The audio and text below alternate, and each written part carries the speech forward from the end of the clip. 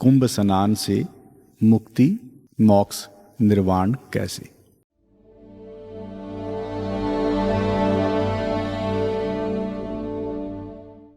आप में से कोई कुंभ स्नान गया है कोई अभी तक? हाथ खड़ा कर सकते हैं जो गए हैं, नीचे कर लें। अभी जो ये आज का विषय है बहुत महत्वपूर्ण विषय होने के साथ साथ जो कुंभ स्नान किए हुए हैं या जो नहीं भी किए हैं, लेकिन महत्वपूर्ण बात है मुक्ति, निर्वाण और मोक्ष की। कुछ चीजें जरूरी हैं। फिर जब हम उन चीजों को थोड़ा समझ लेंगे तो फिर हम इस विषय पर आ जाएंगे। क्योंकि किसी भी विषय को हल करना अगर है तो कहते हैं कि कोई ना कोई की होती है, कोई ना कोई फार्मूला होता है, और विषय बड़ा विराट है और मुक्ति और निर्वाण और मोक्ष की धारणाएं अनेकों हैं। उनमें से एक कुंभ स्नान भी इसी धारणा से जुड़ा है। इसलिए अनेकों ऐसे पथ या अनेकों ऐसी धारणाएं आप अपने चारों तरफ देखते हैं कि ऐसा कुछ करने से मुक्ति का संबंध जुड़ा है, निर्वाण का संबंध जुड़ा है, मोक्ष का संबंध जुड़ा है। आप चारों तरफ सुनते रहते हैं, पढ़ते रहते हैं और ऐसे जगहों पर आप जाते भी रहते हैं। लेकिन विशेषकर अब इस समय महाकुंभ चल रहा है, उसी को मद्देनजर रखते हुए इस विषय को हमने आज रखा कि कुंभ स्नान से मुक्ति और मोक्ष और निर्वाण कैसे। मैंने कहा कि विषय पे आने से पहले 5 चीजें महत्वपूर्ण हैं जो आपसे जुड़ी हैं। एक शरीर जिसको आप लेके जन्मे हैं, और फिर शरीर में एक मन है जिसे आप लेके जन्मे हैं, और मन के साथ फिर कुछ चीजें जुड़ी हैं जिसे हम संकल्प कहते हैं, और फिर मन के साथ ही जुड़ा है भाव।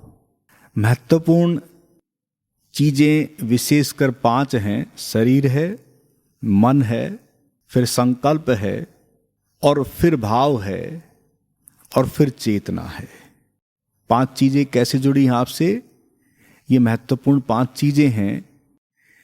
इनसे बाहर आपकी कोई अवस्था नहीं है, क्योंकि कुंभ स्नान बाह्य प्रतीक है, बाहर की व्यवस्था है। लेकिन हम अपनी इस व्यवस्था में रहते हुए बाहर की व्यवस्था कैसे मैं से जुड़ी है, ये हमें जानना है।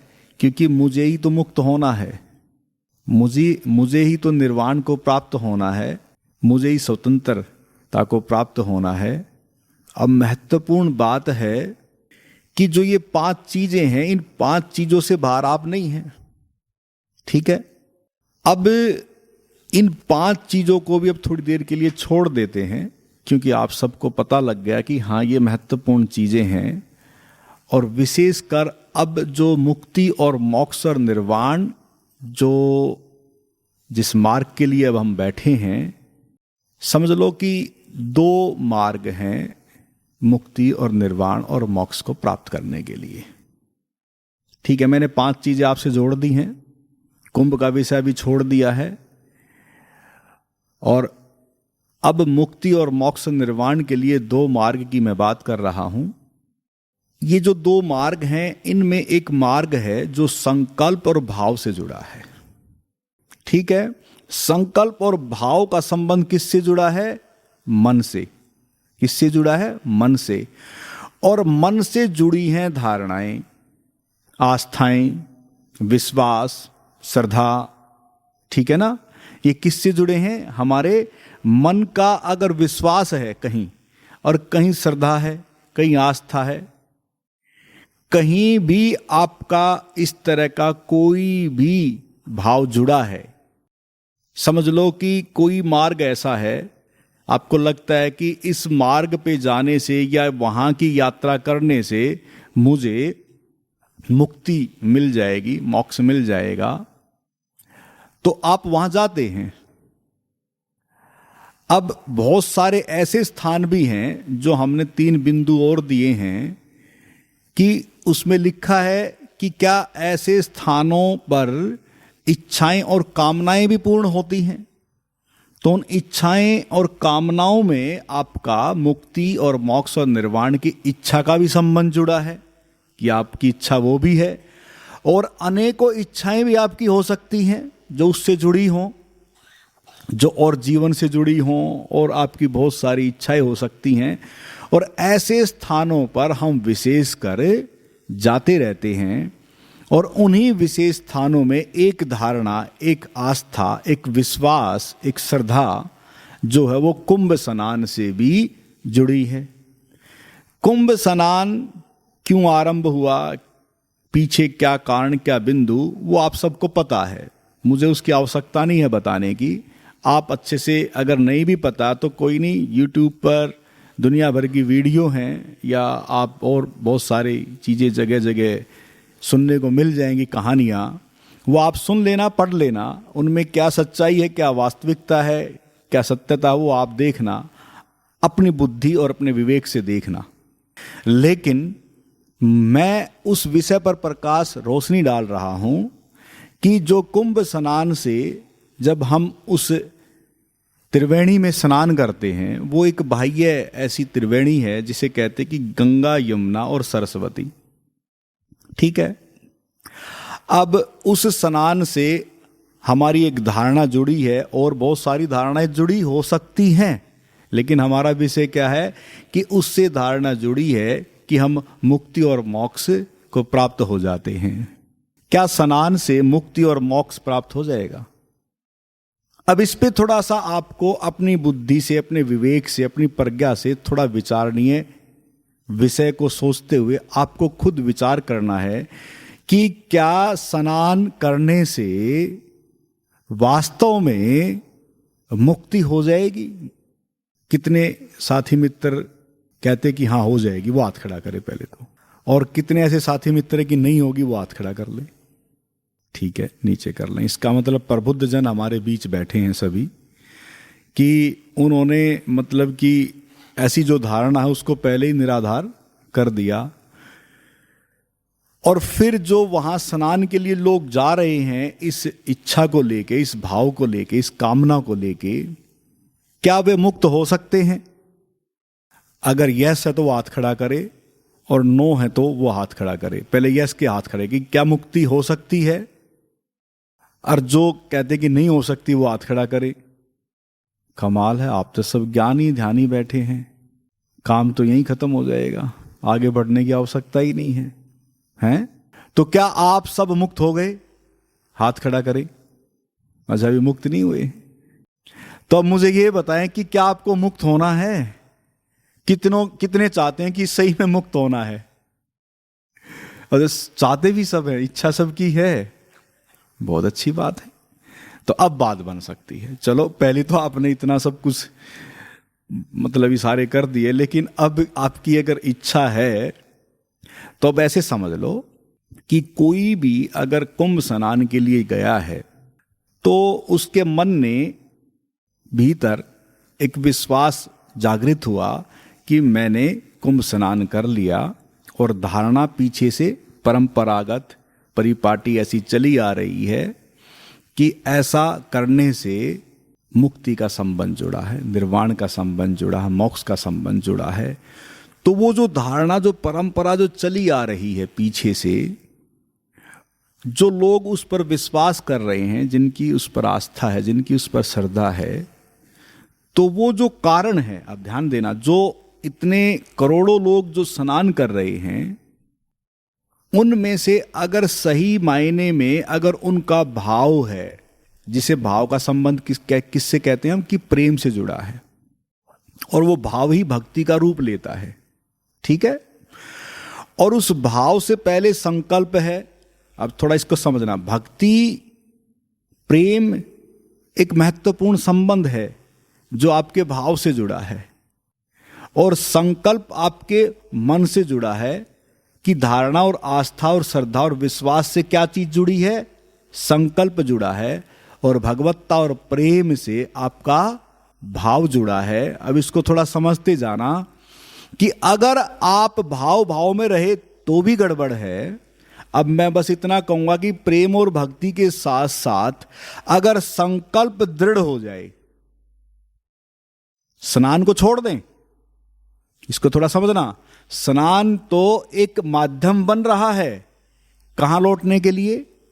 कहां लौट रहे हैं आप अपने मन के भीतर लौट रहे हैं, और आपके मन के भीतर जो सशक्त, जो महत्वपूर्ण, जो एक शक्ति है जो मन की, और उसका जो संबंध जुड़ा है किससे, आपके संकल्प से। अगर वो संकल्पवान अगर आप होते हैं और दृढ़ता आपकी इतनी हो जाए कि अब मैंने स्नान कर लिया, क्योंकि धारणा तो चली आ रही है, और वो संकल्प आपका परिपक्व हो जाए और आप संकल्पवान हो जाएं, और फिर जो प्रेम है, जो भक्ति, जो आपका भाव है, वो आनंदित हो जाए कि मैंने स्नान कर लिया, मैंने डुबकी लगा ली है, और अब तो मेरी मुक्ति संभव है। अब तो मेरी मुक्ति संभव है। इस संकल्प से भर जाए, इस विश्वास से भर जाए। स्नान कुछ नहीं कर रहा, ध्यान देना, इसको थोड़ा समझ लो। स्नान एक माध्यम बन रहा है, इसको थोड़ा समझ लो भाई। अगर समझ लो कि तो आप मुक्त हो जाओगे। इसको जो मैं इशारा कर रहा हूं इसको देख लो कि वो जो स्नान है, अब वो स्नान जो है आपका माध्यम बन रहा है आपके भीतर, स्वयं के भीतर आपकी जो शक्ति है संकल्प की और जो भाव की शक्ति, उससे जुड़ने के लिए और आपको प्रेमपूर्ण और भगवत्ता और आनंदपूर्ण करने के लिए। अगर आप इस भाव के साथ अगर वहां जाते हैं स्नान करने, तो मुक्ति संभव है। मुक्ति नहीं, इसको थोड़ा समझना। मैंने क्या कहा है, ये ना समझना कि मुक्ति हो गई। अगर संकल्प भी है, भाव भी है, ठीक है, प्रेम भी है, भक्ति भी है, आनंद भी है, लेकिन इसी को नहीं समझ लेना कि मुक्ति हो गई। लेकिन अब ऐसे व्यक्ति की मुक्ति की, निर्वाण की, मोक्ष की संभावना है। क्या है? संभावना है। अब उसको समझना है कि वो संभावना उससे कैसे जुड़ी है। ये महत्वपूर्ण बात है कि संभावना तो है, इतना तो हो गया कि हां मेरी मुक्ति संभव है। इसलिए ऐसी धारणाएं किसी भी जगह अगर जुड़ी है, किसी भी तीर्थ से जुड़ी है, किसी भी ऐसे स्थान से जुड़ी है, तो ये समझना कि स्थान पे जाके कोई मुक्त थोड़ी ना होता है। इसको थोड़ा समझना। बात है कि उस स्थान से जो धारणा, विश्वास जो आपका जुड़ गया है और वो आपके भीतर है, उस धारणा और विश्वास से आप अगर आगे बढ़ते हैं उस पथ पर, तो मुक्ति आपकी संभव है। अन्यथा ये ना समझना कि हम उस तीर्थ की यात्रा करके आए तो अब मुक्ति हो गई, या हमने 4 धाम की यात्रा कर ली अब तो मुक्त हो गए, या विशेष कोई स्थान ऐसा था हम गए कि हाँ हम मुक्त हो गए। हाँ, इतना जरूर है कि अगर आपका संकल्प और आपका भाव, अगर आप उस दशा में रहते हैं, तो फिर आपकी संभावना बन जाती है मुक्ति की, मोक्ष की, निर्वाण की। ये है एक प्रोसेस, ये है एक सिस्टम, ये एक ऐसा सिस्टम है, एक ऐसा प्रोसेस है कि अब इस प्रोसेस को समझने के लिए अब आप थोड़ा सा तैयार हो जाएं कि जहां भी आप जाते हैं, जिस भी स्थान पर जाते हैं, कहीं ना कहीं किसी न किसी बुद्ध पुरुष से उसका संबंध जुड़ा होता है ना? किसी न किसी बुद्ध पुरुष का, किसी अवतार का संबंध उस चीज से जुड़ा होता है। जैसे मान लो गंगा में स्नान करते हैं तो किससे संबंध जुड़ गया है? शिव से, है ना? हर हर महादेव, है ना? ओम नमः शिवाय, जुड़ गया ना संबंध। यानी कि अगर हम कुंभ में जाते हैं तो हमारा संबंध किससे जुड़ गया? कुंभ स्नान में अगर हम जाते हैं तो किस बुद्ध पुरुष से संबंध जुड़ गया? शिव से जुड़ गया। ठीक है। अगर हम मान लो किसी ऐसे स्थान पर जाते हैं जैसे सम्मेद शिखर है, अब वहां जो धारणा है, जो जैन जो धर्म है या उसके जो मानने वाले हैं, जो उस पर जिनका विश्वास है, वो एक स्थान ऐसा है कि अगर हमने वहां की यात्रा कर ली तो हम मुक्त हो जाएंगे, मोक्ष को प्राप्त हो जाएंगे। ऐसे ही फिर बुद्ध से भी कुछ स्थान जुड़े हैं, ऐसे फिर ईसाइयों से भी कुछ स्थान जुड़े हैं, ऐसे फिर इस्लाम में भी कुछ स्थान ऐसे जुड़े हैं कि हमने अगर वहां की यात्रा कर ली तो हम मुक्त हो जाएंगे। लेकिन उन सभी स्थानों का संबंध किससे जुड़ा है? भगवान महावीर का संबंध, 24 तीर्थंकरों का संबंध उस स्थान से जुड़ा है, वेटिकन सिटी का संबंध यीशु से जुड़ा है, काबा का संबंध जो है मोहम्मद साहब से जुड़ा है, और गुरु नानक का भी संबंध कहीं ना कहीं ऐसे स्थान से जुड़ा है कि हम वहाँ की यात्रा कर लेंगे तो मुक्ति और मोक्ष प्राप्त हो जाएगा। ऐसे दुनिया भर के जो बुद्ध पुरुष हैं उन्हीं के ऐसे स्थान बने हैं और उन्हीं स्थानों पर हम जाते हैं। अब ध्यान दें थोड़ा सा, बहुत महत्वपूर्ण विषय है। अब मान लो आप अब इसको समझ लें कि ये एनलाइटेंड यानी कि बुद्धत्व, ये बुद्ध पुरुष कौन? अब इसको थोड़ा समझना है। जिससे परंपरा, एक रीत परिपाटी, एक ऐसी पद्धति जुड़ी है, ऐसा मार्ग जुड़ा है कि हम सोचते हैं कि उस पे चलने से मुक्त हो जाएंगे। अब इस बुद्धत्व को समझना जरूरी है, एनलाइटेंड को समझना जरूरी है कि बुद्ध पुरुष कौन। अब ध्यान देना, जिस बुद्ध पुरुष के तीर्थों के हम चक्कर काट रहे हैं वो तो कहीं उस तीर्थ पे नहीं गया। जिनकी हम बात कर रहे हैं उन्होंने तो कभी गंगा में या डुबकी या कुंभ में कभी स्नान नहीं किया। इसको थोड़ा समझना। अब उनके बाद वो तीर्थ बन गए। जब वो एनलाइटेंड हुए तब तो किसी तीर्थ की यात्रा नहीं की, उन्हीं के नाम से तीर्थ बन गए। तो इसका मतलब क्या हुआ कि जो एनलाइटेंड है, जो बुद्ध पुरुष है, जो अवतारी है, वो परंपरा का हिस्सा नहीं है। समझ में आई? वो किसी रीत परिपाटी के हिस्से में नहीं आता।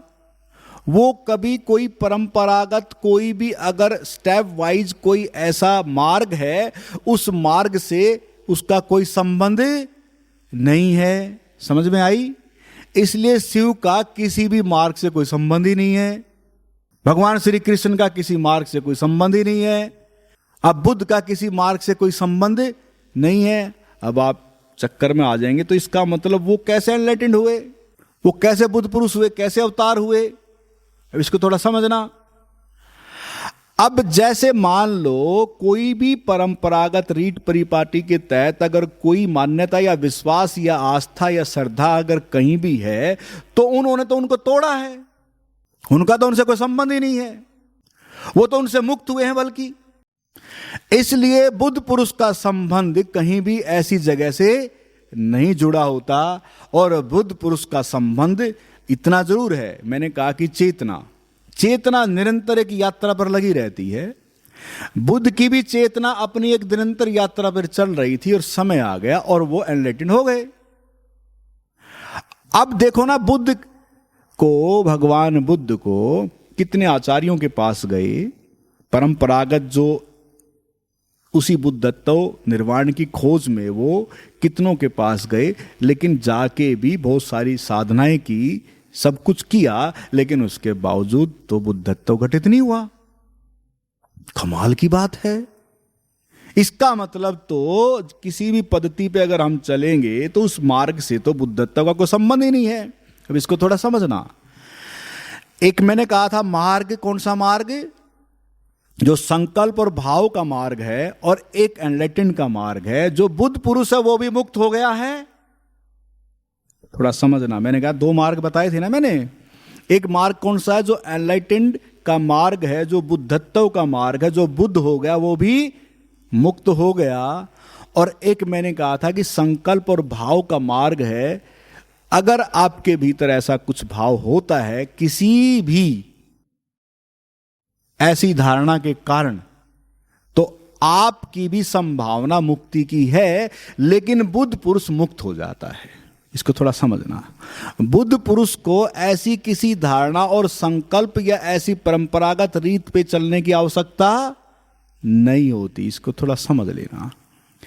अगर कोई बुद्ध पुरुष ऐसी धारणा या ऐसी कहीं यात्रा अगर कर रहा है तो इसका मतलब अभी बुद्धत्व घटित नहीं हुआ है। सीधे से शब्दों में तो बात इतनी सी है, लेकिन फिर भी आप देखते हैं कि वहां तो बड़े बड़े पराक्रमी, बड़े बड़े संत, बड़े बड़े ऋषि उस कुंभ स्नान की यात्रा करते हैं।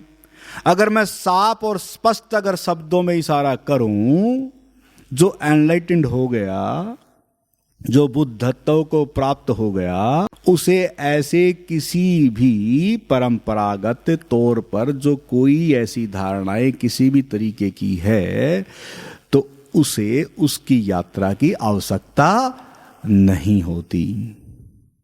आई बात समझ में? आचार्य रजनीश को, ओशो को कितने लोग बुद्ध मानते हैं, एनलाइटेंड है? कितने लोग? अच्छा, कुछ मानते हैं।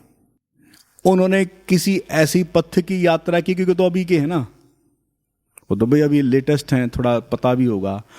उन्होंने कभी यात्रा नहीं की। क्यों नहीं की? क्या उनको मुक्त नहीं होना था?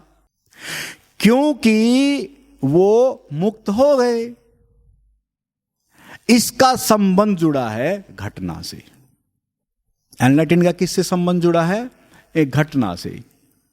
अब घटना का संबंध का मतलब क्या? ये घटना क्या है ऐसी? क्या घटता है ऐसा? कितने जानना चाहेंगे क्या घटता है ऐसा? ये बुद्धत्व है क्या? ये क्या बला है? अब इसको थोड़ा समझना कि ऐसे बुद्ध पुरुष को किसी चीज की भी आवश्यकता नहीं, किसी कर्मकांड की, किसी भी परिपाटी की आवश्यकता नहीं, क्योंकि वो मुक्त हो जाता है, जीवन के जीते जी आनंद में प्रवेश कर जाता है। अब ऐसा अगर आप जानना चाहते हैं कि ये क्या है, एनलाइटेंड का मतलब क्या है, इस एनलाइटेंड को अगर आप समझ लें शब्दों में, ध्यान देना, होगा नहीं कुछ बताने का, एक प्रयास कर रहा हूं मैं, समझाने का केवल एक प्रयास है। कभी आप सोचो कि अरे समझ लिया अब तो हो गया काम। ज्यादातर तो लोग ऐसे ही धरती पर कि किताबों में, शास्त्रों में या सत्संग में जाके सुन लेते हैं और सोचते हैं कि अब तो काम हो गया। अगर ऐसा सोचोगे तो फिर बताना व्यर्थ हो जाएगा, ठीक है ना? एनलाइटेंड की जो घटना का संबंध जुड़ा है, जीवन के जीते जी मृत्यु से साक्षात्कार कर लेना। जीवन के जीते जी मैंने क्या इशारा किया है? स्वयं की मृत्यु को देख लेना। उस स्वयं की मृत्यु का संबंध है मन का गिर जाना, यानी कि एक किस्म से मन की मृत्यु। और मन की मृत्यु का भी संबंध किससे जुड़ा? मन के गिर जाने का भी संबंध किससे जुड़ा है? अहंकार के गिर जाने से।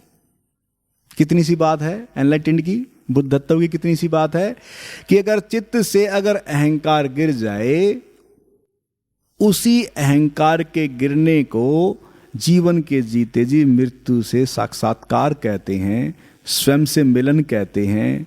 वह जान लेता है कि मैं कौन हूं, और वही मैं कौन हूं जानने का संबंध जुड़ा है कि एक शरीर है और एक आत्मा है, यानी कि शरीर में आत्मा है। और तब आपको अनुभव होता है कि शरीर अलग है और आत्मा अलग है। और जैसे ही ये जब अनुभव होता है कि शरीर अलग है और आत्मा अलग है, तब आप आत्मवान होते हैं, तब आपको आत्मा का पता चलता है, तब आपको पता लगता है कि जो शरीर से जुड़ी हुई जो शक्तियां हैं, एक शारीरिक शक्ति है शरीर में ही, फिर प्राण शक्ति है जो सांसों से जुड़ी है, फिर शरीर में ही एक मन की शक्ति है जो मन से जुड़ी है, और शरीर में ही फिर एक आत्म शक्ति है जो आत्मा से जुड़ी है। इसलिए जैसे ही मन गिरता है वैसे ही मैं गिर जाता है, अहंकार गिर जाता है, और इसी को कहते हैं निर्विकल्प हो जाना। और जैसे ही निर्विकल्प की अवस्था आती है तो अहंकार गिर जाता है, और जैसे ही अहंकार गिरता है आनंद घेर लेता है, और जैसे ही आप आनंद के करीब होते हैं वैसे ही छठवां शरीर जो आत्म शरीर है वहां आपका प्रवेश हो जाता है। और ये क्षण के भीतर है, इसमें कोई देर सवेर नहीं है। केवल यात्रा कहाँ तक की है? आनंद तक की। और जैसे ही आप उस आनंद में लौटते हैं तो छठवां शरीर अपने आप से उपलब्ध होता है। आत्मा कभी पाई नहीं जाती, वो अपने आप से उपलब्ध होती है, और वो है कृपा। इसी को कहते हैं कृपा खंड, जो गुरु नानक साहब इशारा करते रहते हैं। तब कृपा बरसती है उस परम सत्ता की, उस ब्रह्मांडीय शक्ति की, उस परमात्मा की, ईश्वर की, जो भी नाम दुनिया भर के अदृश्य निराकार शक्ति है, कोई शक्ति है जिसके कारण सब है, उसे आप किस रूप में देखते हैं, कैसे देखते हैं, तब आपको वो अनुभव होता है कि उसी आत्मा का संबंध इस परमात्मा और परमात्म शक्ति, इस ब्रह्मांडीय ऊर्जा, ब्रह्म ऊर्जा से जुड़ा है। और तब भीतर से उद्घोष होता है, जगत मिथ्या ब्रह्म सत्य है। इससे पहले नहीं। अभी मत जोड़ो हाथ, आप फिर यहीं पकड़ के बैठ जाओगे। ये अनुभव करना है। क्या करना है? इस अनुभूति तक पहुंचना है। इस जन्म में पहुंचे, क्या दिक्कत है? अनंत अनंत जन्म लग जाएं, क्या दिक्कत है? पहुंचना यही है। ये एनलाइटेंड है, और जिसके जीवन में ये घटना घट जाती है उसको फिर किसी भी यात्रा की आवश्यकता और जरूरत नहीं होती, क्योंकि वो अब अपने आप को देख चुका है, अपनी आत्मा के स्वरूप को देख चुका है, जिससे आत्मा का नाता है, उस परम सत्ता, उस परमात्मा को वह अनुभव कर चुका है। और तब ऐसे उद्घोष होते हैं, अहम ब्रह्मास्मि। फिर वाक्य भीतर से फूटते हैं कि जहां जाओगे मुझे पाओगे, आकाश में जाओगे तो मैं हूं, पाताल में जाओगे तो मैं हूं, दसों दिशाओं में मेरा वास है। अब ये कैसे उद्घोष हैं? अब इसको थोड़ा समझना। ये उद्घोष ऐसे ही थोड़ी ना है कि वो इस शरीर के कारण कर रहे हैं, इस शरीर नाम के कारण कर रहे हैं। इस शरीर के नाम पड़ जाते हैं, लेकिन एनलाइटेंड का, बुद्धत्व का कोई नाम नहीं। वो एक परमात्मा में विलय करने की एक घटना है। और जब जीवन में वो घटना घट जाती है, उसके बाद जीवन के जीते जी वह मुक्त हो जाता है। फिर अंतिम घटना जो मृत्यु की है, उस दौरान भी उसे सजगता की आवश्यकता नहीं होती, उसे सचेतनता की आवश्यकता नहीं होती। लेकिन सजगता की और सचेतनता की आवश्यकता किसको है? अब इसको थोड़ा समझ ले। मैंने कहा था कि दो मार्ग हैं, एक एनलाइटेंड का मार्ग है, बुद्धत्व का मार्ग है। और उस बुद्धत्व के मार्ग को भी आप अपने जीवन में इस जन्म में घटा सकते हैं, घट सकती है। बात कितनी सी है? कितनी सी बात है? केवल मन के गिर जाने की, केवल अहंकार के हट जाने की। और उसी के प्रयास में यहां की यात्रा आप निरंतर कर रहे हैं कि कब वह घटना घट जाए और वह एनलाइटेंड, वह बुद्धत्व की घटना आपके जीवन में अवतरित हो जाए और आप जीवन के जीते जी मुक्त हो जाएं। एक तो वो मार्ग है जो यहां चल रहा है, यहां निरंतर 2009 से 2 अक्टूबर 2009 से वही यात्रा चल रही है। और एक फिर मार्ग मैंने बताया जो रीत परिपाटी के तहत, जो मन से जुड़ा, जो संकल्प से जुड़ा, जो आपके भाव से जुड़ा है, जो परंपरागत तौर पर आप चारों तरफ अन्य अन्य धर्मों से जो जुड़े हुए संबंध है मुक्ति और निर्वाण और मोक्ष के, उस परंपरा के तहत भी आप मुक्ति की संभावना है आपके जीवन में घटित होने की। और इसलिए वो भी यात्रा यहां चल रही है, ध्यान देना।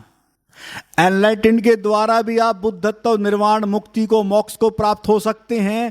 और वो सहज का प्रोसेस भी, वो सिस्टम भी, वो यात्रा भी आपकी यहां चल रही है, जिसे हम कहते हैं कि ज्ञान, परम ज्ञान पार्ट 1, जो लेवल जो जिन्होंने 2 किया है ओंकार ध्यान समाधि का, जिन्होंने ओंकार में जीवन की यात्रा की है, उन लोगों को भी जीवन के जीते जी वह सूत्र मिल जाता है। ध्यान देना, एक तो आप किसी की यात्रा कर कर संकल्प और भाव को सिद्ध करते हैं, वो बड़ा कठिन कार्य है, मुझे पता है। अपने उस संकल्प और भाव को अंतिम क्षण तक याद रखना पड़ेगा। जब आपकी मृत्यु आपके करीब होगी, जब आप उस मृत्यु सैया पर होंगे, अगर आपने कुंभ स्नान किया है और आपके भीतर अगर वो संकल्प और भावना है कि मैं अब स्नान कर चुका हूं और मेरी मुक्ति हो सकती है, इससे मुक्ति नहीं होगी। हाँ, अंतिम जब आपके प्राण छूट रहे होंगे और तब आपको उस समय वह याद आ जाए, उस समय सचेतन अगर आप होते हैं, सजग अगर आप होते हैं कि मैंने तो कुंभ स्नान किया है और अब मेरी तो मुक्ति संभव है, अगर उस भाव दशा में सचेत होकर अगर आपके प्राण छूटते हैं तो मुक्ति है। अन्यथा करोड़ों लोग स्नान करते हैं, जरूरी नहीं कि करोड़ों स्नान करके आए और मुक्त हो गए। इसलिए अगर आप स्नान कोई करके आया है तो दृढ़ संकल्प और भाव को बना के रखना उस अंतिम क्षण तक, ठीक है।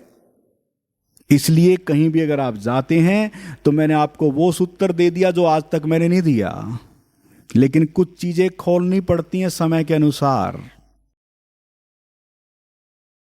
और इसलिए कुछ रहस्य ऐसे हैं जो समय दर समय खोलता रहता हूं। मुझे नहीं पता कि यहां कितने लोग बैठे हैं, कौन बैठे हैं, मुझसे इससे कोई भी मतलब नहीं है। जब भी कोई समय आता है मैं अपने भीतर की अवस्था को प्रकट कर देता हूं। किसका लाभ होगा नहीं होगा इसकी भी मुझे चिंता नहीं है, कौन इस मार्ग को अपना सकता है मुझे भी इसकी चिंता नहीं है, लेकिन जो वास्तविकता है, जो सत्यता है, उस सत्यता को मैं प्रकट कर रहा हूं। इसलिए माध्यम दुनिया भर के तीर्थ बन जाएंगे, उन पे आप होके भी आएंगे, लेकिन अगर भाव और संकल्प अगर आपके हैं और अंतिम क्षण तक आप उसके प्रति सचेत अगर हैं तो वही आपका मुक्ति का, निर्वाण का, मोक्ष का एक मार्ग बन जाएगा।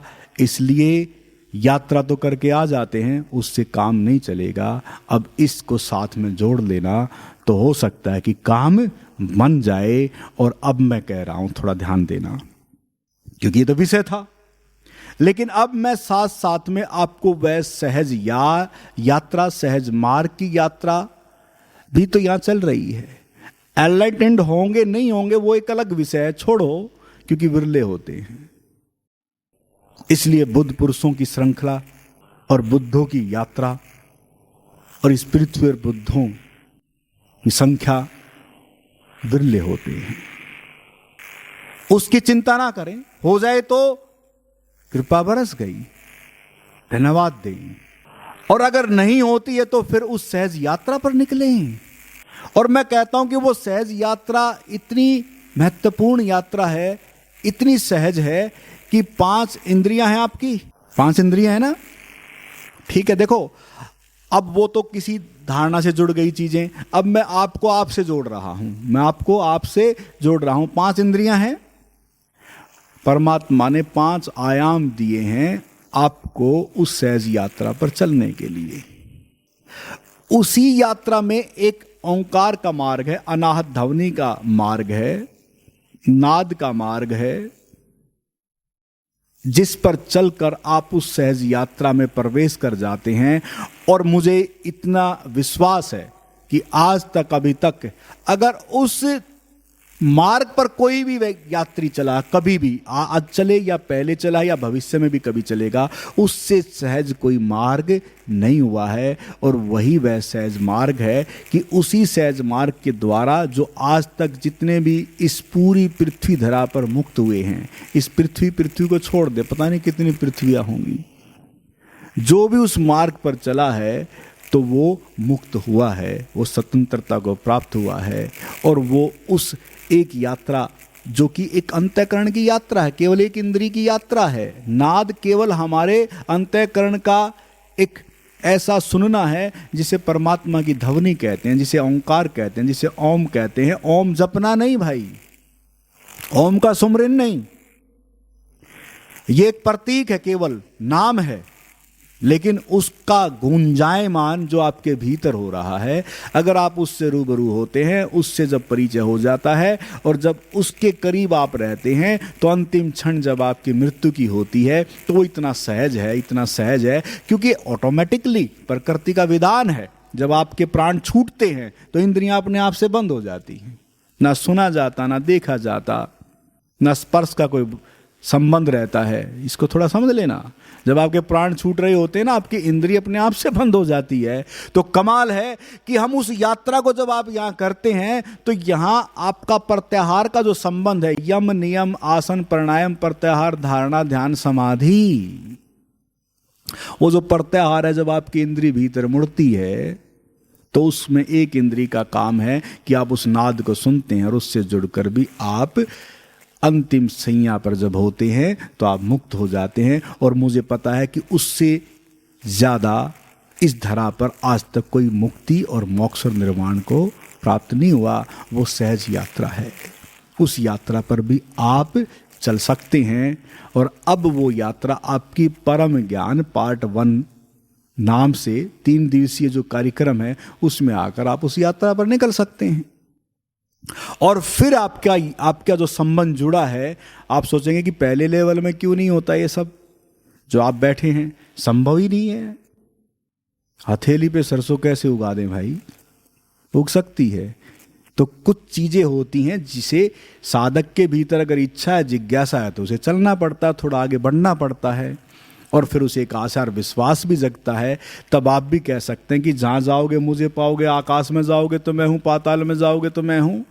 तब आप कह सकते हैं कि एक मेरा वो स्वरूप है जो कभी ना मिटता ना कभी खत्म होता, वो अजर और अमर और अविनाशी है, शाश्वत है, सत्य है, सनातन है, जो कभी खत्म नहीं होता। ये शब्द अब तो शब्द रह गए, अनुभव से लोग चूक गए। सनातन के बड़े ढोल नगाड़े बज रहे हैं, पता है नहीं कि वो सनातन जो शब्द है वो अनुभव से जुड़ा है, आपकी उस आत्म शाश्वत सत्ता से जुड़ा है, उस अनुभव से जुड़ा है। इसलिए अगर आप उस अनुभव में जब जाते हैं तो आपको अपने स्वरूप का पता लगता है। आपको पता लगता है कि ये मेरा स्वरूप है। और मैं कहूंगा कि अब आप इसको देखो और क्या इसका आकार बना सकते हो, तो आपके भीतर से गर्दन नहीं लगेगी कि नहीं, बगैर दर्शन किए आप कैसे यकीन करोगे, कैसे विश्वास करोगे। इसलिए ये जो आपका प्रोग्राम होता है, इस प्रोग्राम में आपके भीतर कितनी प्यास है, कितनी जिज्ञासा है, वो देखी जाती है कि आप आगे बढ़ने के लिए तैयार हैं, इस यात्रा पर चलने के लिए। अगर कोई यात्रा पे चलने के लिए तैयार है तो ठीक है, उसका स्वागत है, तो निरंतर प्रोग्राम होते रहते हैं। अगर किसी को उस यात्रा पर चलना है तो अब एक प्रोसेस, थोड़ा सा सिस्टम भी चेंज कर रहे हैं, क्योंकि उस कार्यक्रम के लिए, क्योंकि आप सब बैठे हैं इस कार्यक्रम में तो, लेकिन उस कार्यक्रम पे चलने के लिए उतने लोग हो नहीं पाते।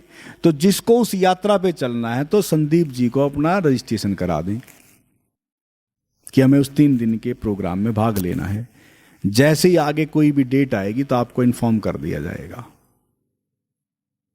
तो इसलिए अगर उस प्रोसेस के तहत आपको चलना है तो वो सहज और सरल मार्ग है। और इतना सहज और सरल है कि ना इतना शरीर है आपका सहज सरल, ना आपका मन है इतना सहज सरल, ना आपके संकल्प इतने सहज सरल हैं, ना आपके भाव इतने सहज और सरल हैं जितना सहज वह यात्रा है।